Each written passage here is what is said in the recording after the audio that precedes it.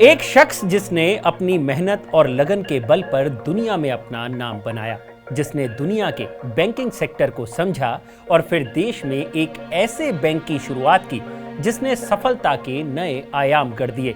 उस शख्स ने कई मानद डिग्रियां और अवार्ड हासिल किए। उस शख्स की ग्रोथ देखकर बड़ी बड़ी कंपनियां हैरान थीं। लेकिन फिर एक वक्त वो भी आया जब उसका बनाया सब कुछ बिखरने लगा और बिखरने लगा वो तिलिस्म जिसे उसने दुनिया की नजरों में गढ़ा था। धीरे धीरे उसके द्वारा खड़े किए गए एम्पायर के पीछे की सच्चाई जब दुनिया तक पहुंची तो सब हैरान रह गए। बैंकिंग सेक्टर का एक और काला सच देश के सामने आ चुका था और देखते ही देखते वो शख्स जो कभी बुलंदियों को छूने का आदी था, आज जेल की सलाखों के पीछे है। यह शख्स कोई और नहीं, ये है येस बैंक के फाउंडर राणा कपूर। राणा कपूर काफी वक्त से खबरों से बाहर थे, लेकिन पिछले दिनों उन्होंने प्रियंका गांधी से एमएफ हुसैन की पेंटिंग खरीद को लेकर ऐसे एलिगेशन लगाए कि वो आज फिर से चर्चा में है। तो हमने सोचा कि जिस शख्स के एक बयान से देश की राजनीति में इतनी हलचल पैदा हो सकती है, तो क्यों ना उस शख्स के बारे में अपने दर्शकों को बताया जाए। तो चलिए आज सुनाएंगे हम दास्तां राणा कपूर की कि कैसे भारत के बैंकिंग सेक्टर का एक बड़ा नाम रहे राणा कपूर सलाखों के पीछे पहुंच गए। नमस्कार, मेरा नाम है भूपेंद्र सोनी और आप देख रहे हैं अनकट। दिल्ली में पैदा हुए राणा कपूर का परिवार ज्वेलरी के बिजनेस में था और उनके पिता एक पायलट थे। नई दिल्ली के फ्रैंक एंथनी पब्लिक स्कूल से राणा ने अपनी स्कूलिंग की और साल 1977 में Shri Ram college of commerce से बीए की डिग्री हासिल की, जिसके बाद वो अमेरिका की रगर्स यूनिवर्सिटी से एमबीए करने चले गए। राणा ने अपना banking career city bank New York से इंटर्न के तौर पर शुरू किया। 1980 में उन्होंने बतौर management trainee bank of America यानी बीओए को ज्वाइन किया। एशिया में इसकी होलसेल बैंकिंग को उन्होंने ही लीड किया, जिसके लिए राणा को चेयरमैन्स अवार्ड भी मिला। राणा ने 16 साल तक इस बैंक के साथ काम किया। फिर 1996 से 98 तक राणा ANZ ग्रिंडलेस के जनरल मैनेजर और कंट्री हेड रहे। फिर 1998 में कपूर ने अपने brother in law Ashok Kapoor और हरकिरत सिंह के साथ मिलकर फ्लोटिंग रेबो इंडिया फाइनेंस के नाम से एक नॉन बैंकिंग फाइनेंशियल कंपनी शुरू की। इस कंपनी में 75% शेयर नेदरलैंड्स के रेबो बैंक का था। अशोक कपूर ABN एमरो बैंक के कंट्री हेड रह चुके थे और हरकिरत डोइशे बैंक के कंट्री हेड थे, यानी 3 बड़े बैंकरों ने मिलकर एक फाइनेंस कंपनी खोली थी।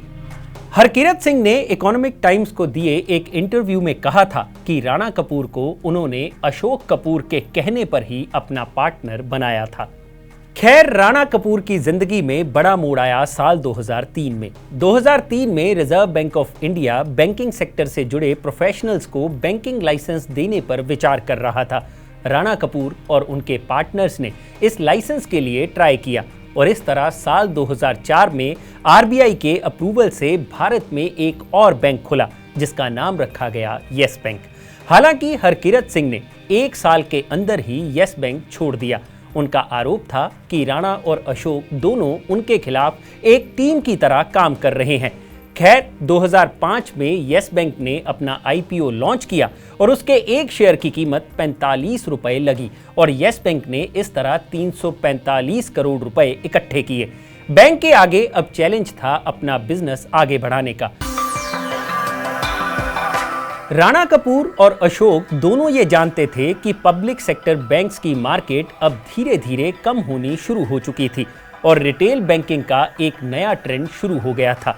ICICI, HDFC और SBI जैसे बैंक्स जहां पहले ही होम लोन, कार लोन और क्रेडिट कार्ड बांटने में अच्छी पकड़ बना चुके थे, ऐसे में राणा को लगा कि कॉर्पोरेट बैंकिंग में अच्छा स्कोप है और यही वो एरिया था जिसमें राणा ने 15 साल तक काम किया था।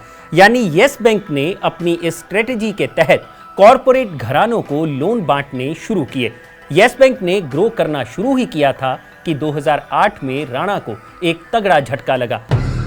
26/11 को मुंबई में हुए आतंकी हमले में अशोक कपूर मारे गए उधर 2008 के इकोनॉमिक स्लोडाउन ने भी बैंक को काफी बुरा हिट किया। अब बैंक की सारी जिम्मेदारी राणा कपूर पर आ गई थी। इसके साथ ही बैंक बोर्ड में राणा की चलनी शुरू हो गई। बोर्ड में मनमाने तरीके से डायरेक्टर्स को एंट्री दी जाने लगी। येस बैंक की ग्रोथ की सबसे बड़ी वजह उसके द्वारा बांटे जा रहे बेतहाशा लोन ही थे। रही बात राणा की, तो उन्होंने बैंक के लिए कड़े टारगेट सेट करने भी शुरू कर दिए। बैंक के कर्मचारियों को ज्यादा से ज्यादा करंट अकाउंट खुलवाने का टारगेट दिया जाने लगा। 2014-15 तक बैंक ग्रो तो कर ही रहा था, लेकिन साथ ही धीरे धीरे एनपीए भी बढ़ने लगे थे, लेकिन उस वक्त तक भी स्थिति अंडर कंट्रोल थी। रही बात राणा की, तो 2013 में उन्हें एसोचैम का प्रेसिडेंट बनाया गया और उनका उठना बैठना बड़े बड़े उद्योगपतियों और राजनेताओं में होने लगा। राणा को रिस्क टेकर समझा जाता था और राणा की लीडरशिप में येस बैंक ने उन कंपनियों को भी लोन दिया जो पहले ही स्ट्रगल कर रही थी। इन कंपनियों में शामिल थी Anil Ambani group of companies, the SL group, the Dewan housing finance corporation limited यानी डीएचएफएल और infrastructure leasing and financial services यानी IL&FS। इनमें से डीएचएफएल और IL&FS दोनों डूब गई, जिन्हें बाद में सरकार ने टेक ओवर किया। येस बैंक को भी इसका काफी नुकसान उठाना पड़ा था। येस बैंक ने कितना लोन बांटा, ये इसी बात से समझ सकते हैं कि साल 2009 में जहां बैंक की लोन बुक 22,193 करोड़ रुपए थी, वहीं 2019 आते आते बैंक 10 गुना ज्यादा लोन बांट चुका था। बात करें परिवार की, तो राणा कपूर और अशोक कपूर की पत्नी मधु कपूर में भी सत्ता की लड़ाई शुरू हो गई। मधु कपूर चाहती थीं कि उनकी बेटी शगुन को बोर्ड ऑफ डायरेक्टर बनाया जाए, लेकिन राणा ने ऐसा करने से इनकार कर दिया। 2013 में मधु ने कोर्ट का दरवाजा खटखटाया, जिससे मार्केट में राणा की छवि काफी खराब हुई। मधु कपूर ने कंपनी चलाने के तौर तरीकों पर पब्लिकली सवाल उठाने शुरू कर दिए और कोर्ट ने भी मधु कपूर के हक में फैसला सुनाया। कोर्ट का मामला तो सुलझ गया था, लेकिन येस बैंक को झटका लगा साल 2015 में global financial service firm UBS द्वारा छापी एक रिपोर्ट से, जिसमें यह कहा गया था कि बैंक ने डूबने वाली कंपनियों को लोन दे रखा है और ऐसे में बैंक की स्थिति भी खराब है।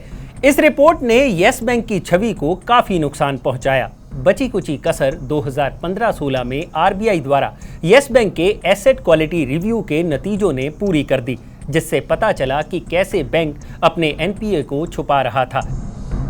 बैंक का बैड डेट काफी बढ़ चुका था, जो फाइनेंशियल ईयर 2016 में 2000 करोड़ से ज्यादा था, वहीं फाइनेंशियल ईयर 2018 आते आते 6000 करोड़ को पार कर गया। 2018 में मूडीज ने भी बैंक की रेटिंग कम कर दी। इन सारी चीजों के लिए राणा को जिम्मेदार माना गया। उधर बैंक का शेयर भी धीरे धीरे लुढ़कता जा रहा था, जिससे इन्वेस्टर्स में काफी चिंता पैदा हो गई थी। जनवरी 2021 में RBI ने राणा को बैंक के CEO पद से हटा दिया।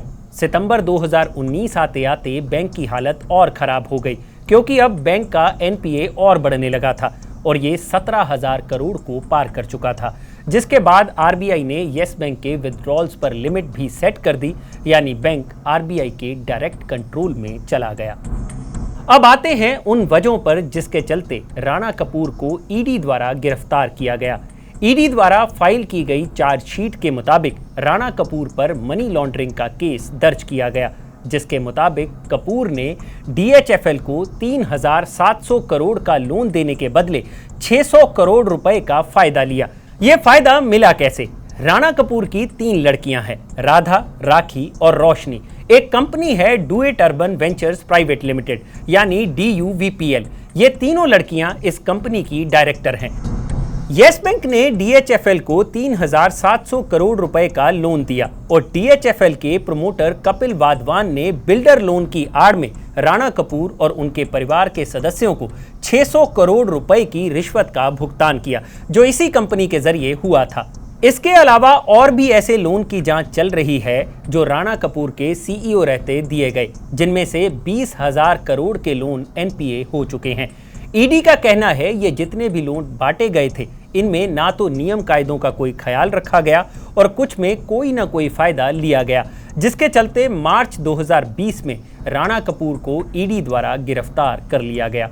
तब से लेकर अब तक राणा जेल में ही हैं और उन पर कई तरह की जांच चल रही है।